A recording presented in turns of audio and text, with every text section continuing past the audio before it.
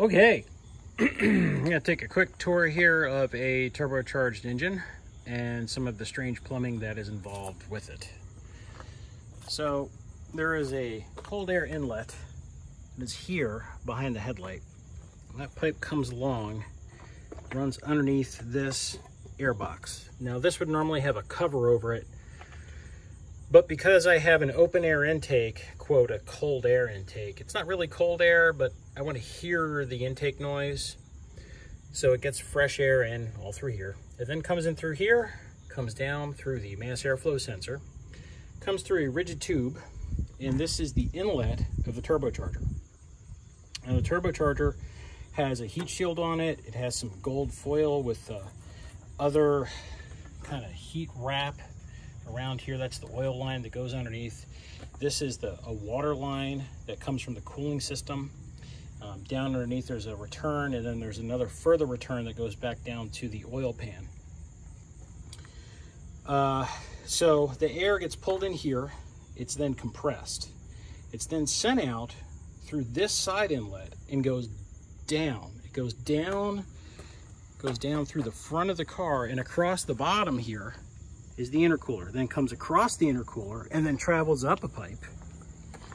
And that pipe is this right here. The pipe then comes around, goes down, and the throttle is actually back under the intake is underneath the bottom of the air box. So, you know, when they talk about turbo lag, basically everything from here has to get compressed and sent around through to the throttle before it goes into the engine. Now that's all on the intake side.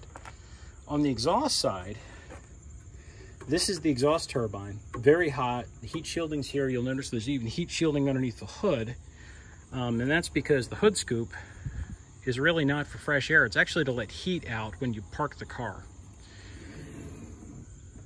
Big heat shields around here. Again, this is all exhaust manifold.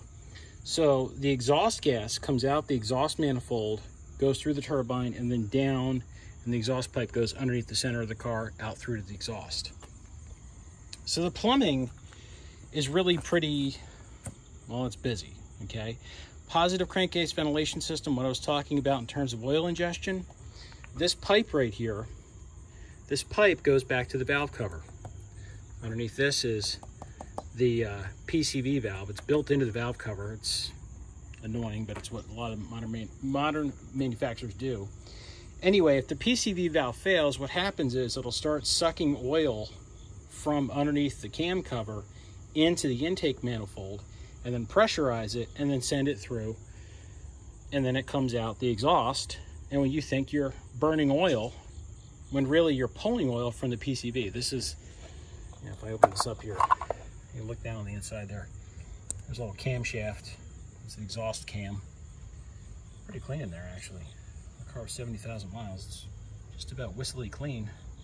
Shiny metal. Anyway, so that's the tour of the turbocharger. Oh, one last thing. Yeah, the recirculation valve. I don't have a blow-off valve. This car has a recirculation valve. A recirculation valve is that guy right down there. That's the wastegate controller.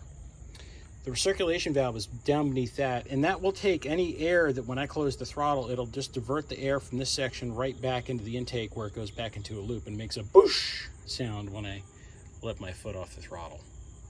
There you go. Thanks for watching.